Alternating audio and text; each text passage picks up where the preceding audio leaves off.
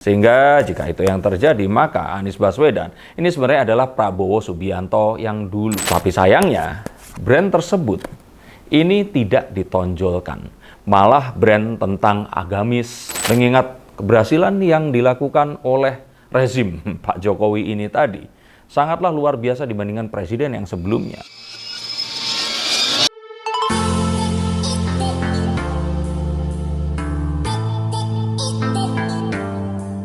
Halo Sensikers, kembali berjumpa bersama saya Denny Darko. Tidak ada yang namanya misteri, yang ada adalah tanda-tanda yang kita semua coba untuk mengerti. Anies Baswedan sebenarnya berpeluang untuk menang di pemilu 2024 nanti, dan taktik ini akan membuat dia bisa menjadi pemenang meskipun dia diketahui minim logistik dan surveinya ada di peringkat terbawah. Yang pertama adalah kita harus tahu ini semua tentang polarisasi, tentang kutub Jokowi dan bukan Jokowi. Sehingga Anies Baswedan sebenarnya itu dipilih karena dia mewakili orang-orang yang tidak menyukai Jokowi.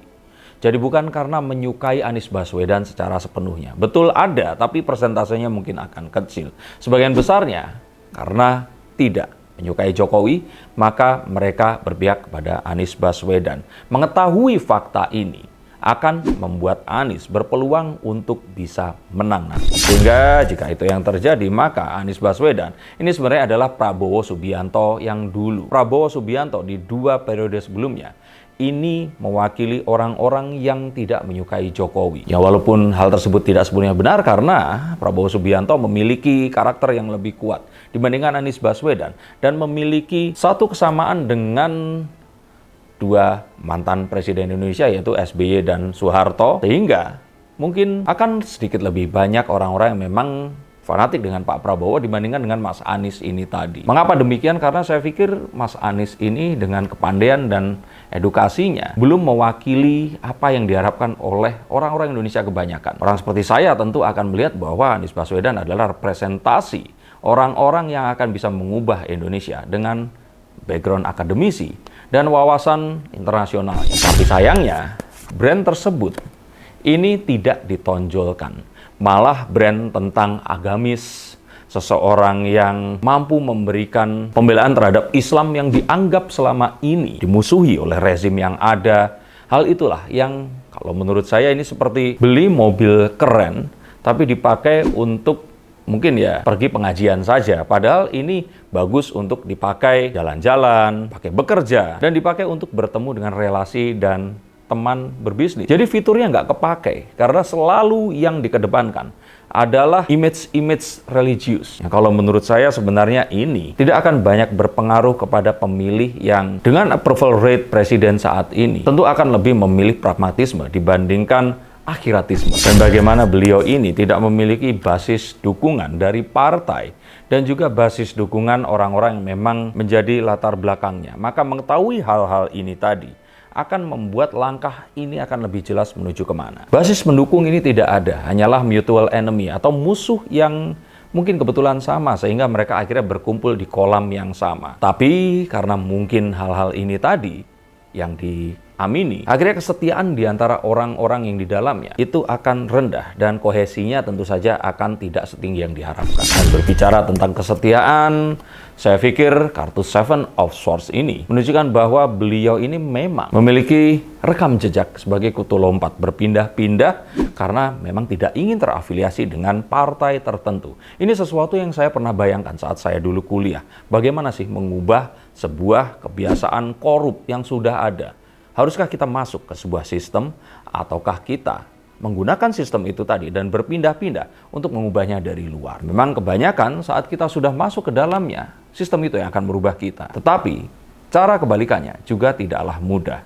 Dan ini terbukti sampai akhirnya Mas Anies ini terpaksa harus berurusan dengan basis pendukung yang menghalalkan politik identitas. Sehingga akan sulit untuk menang jika tidak mengulang resep yang sama, yaitu menggunakan politik identitas sebagai cara untuk resep jualan mendapatkan simpati dari masyarakatnya. Karena akan sangat sulit untuk melawan superioritas petahana dan siapa yang akan di-endorse-nya, mengingat keberhasilan yang dilakukan oleh rezim Pak Jokowi ini tadi sangatlah luar biasa dibandingkan presiden yang sebelumnya. Sehingga untuk gagasan dan juga ide segar yang akan diberikan, ini tentu saja akan sulit untuk menandingi. Dan kalaupun ada, terus dijual saat ini, akan sangat mungkin untuk dicuri oleh rezim yang saat ini ada dan dipergunakan di sisa masa pemerintahan yang ada.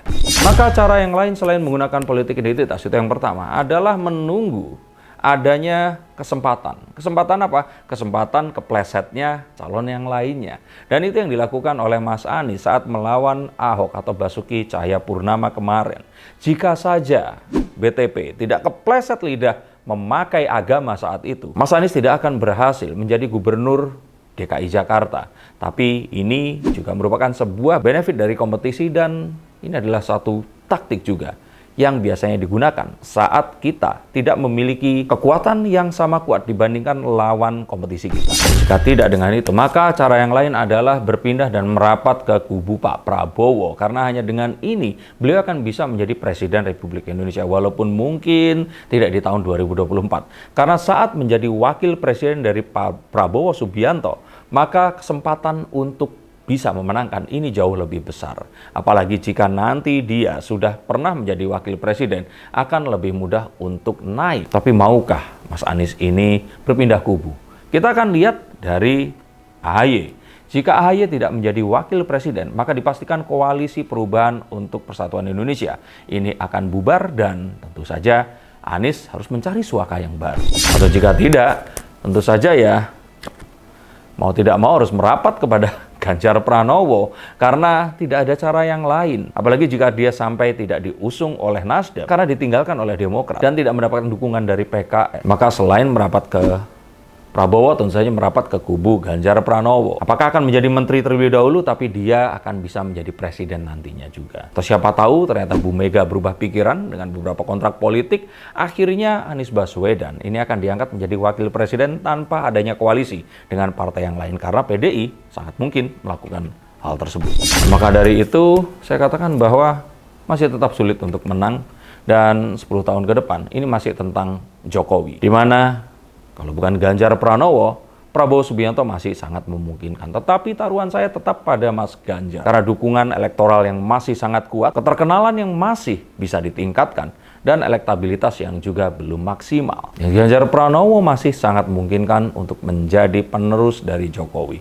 Hanya mungkin saja Pak Jokowi perlu untuk terus mementori dan mungkin Opung Luhut harus tetap menemani agar beliau mungkin lebih berani. Terima kasih untuk kalian yang masih mengikuti konten politik seperti ini karena saya berpikir bahwa arah dan kemajuan bangsa ini sangat ditentukan oleh generasi mudanya seperti kita semua. Maka dari itu pilihlah wakil rakyat dan presiden yang kalian pilih. Bukan memilih presiden karena kalian tidak menyukai calon yang lainnya. Dan pastikan tidak golput karena suara kalian penting adanya. Terima kasih, sampai jumpa, dan salam.